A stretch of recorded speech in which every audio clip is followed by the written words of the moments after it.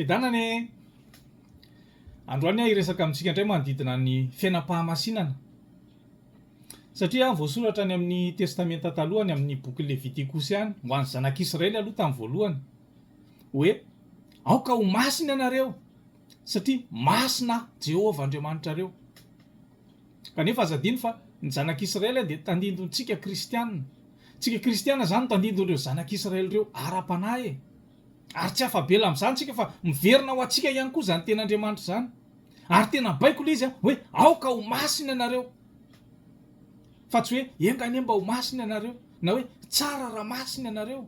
Tsy zany. Fa tena baikola izy. Ary miverina io any amin'ny testamenta vaovao aty amin'ny testamenta vaovao dia tena mitodika mihitsy amintsika hoe andonge vakiana vetivety any amin'ny Petera voalohany Petera voalohany toko voalohany ny 5:12 mivaky salam'izao amin'ny anaran'ny Tompo. Fa araky ny fahamasinan'ilay niantso anareo dia aoka mba ho masina koa ianareo amin'ny fitondrantena rehetra satria voasoratra hoe ho masina ianareo satria masina. Zany voasoratra. Ka ahoana ty fiainam-pahamasinantsika kristianina ity? Fa itony teny tony dia mafy tony. Mafy atelina, mafy tsakoana, mafy raisina. Ary rehetra eskiven'ny mpitoriteny izy tony lazainy fa tsisy masina zany raha ity ambony tany fa rehefa any an-danitra vao masina. Dia za miteny amintsika fa eto ambonin'ny tany no takina amintsika zany fahamasina zany. Eto ambonin'ny tany. Fa voasoratra hoe zay tsy manam-pahamasinana tsy mba hita ny Tompo. Ka any an-danitra ahoana? Fa ahoana ary ny fipetrany? Eto ambonin'ny tany dia mazava ny resaka fa tsisy olona masina zany eto. Tsisy olona manam-pahamasina zany eto. Fa mazava ny any amin'ny Romana toko 7 any fa tsisy marina na iray azy ety ambany masoandro, samy mpanota daholo, samy olona tsy mendrika. Satria le natiorantsika mihitsy no nilovaintsika tamin'ny Adama sy Eva dia mahampanota atsika.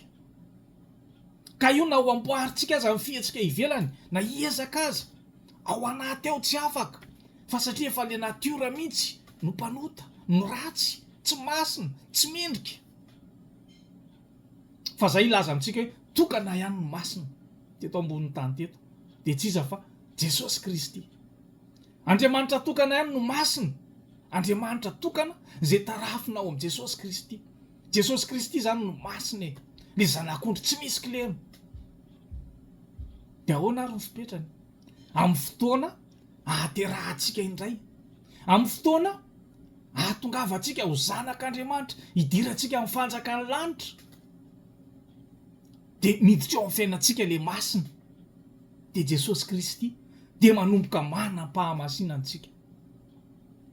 Ny endrika anankiray voalohany aloha, tsika rehefa nateraka indray eo anatrehan'Andriamanitra tsika dia miafina ao anatin'i Jesosy. Ka le fahamasinan'i Jesosy zany no hitan'Andriamanitra fa tsy le maha izy atsika tsony. Satria efa maty ao amin'ny Kristy tsika. Voaombo miaraka amin'ny hazo fijaliana miaraka amin'ny Kristy tsika. Dia zay eo anatrehan'Andriamanitra. Fa ny endriny anankiray faharoa dia zao eo anatrehan'ny olona, eo anatrehan'ny fiarahamonina, eo anatrehan'ny manodidina. Dia araka ny voasoratra eto hoe aoka mba ho masina koa ianareo amin'ny fitondrantena rehetra. Zany hoe ivelany zany, endrika ivelany. Dia eo araka le tenin'ny Paoly apôstôly any Galatiana hoe mandehana araka ny fanahy dia tsy hatateraka nofy ianareo. Rehefa omentsika sehatra zany ny fanamasin'Andriamanitra hiasa eo amin'ny fiainantsika, hitari-dalana antsika, hanavao antsika, hanamboatra antsika, hanefy antsika. Dia lasa manomboka hita ity ivelany amin'ny fitondrantena, hita ny manodidina, hita ny fiarahamonina. Le Andriamanitra masina ao anatintsika. Dia zay no endriny, zay no heviny. Ka manao antsika, aiza ho aiza tsika fa zay tsy manam-pahamasinana dia tsy mba hita ny Tompo. amen.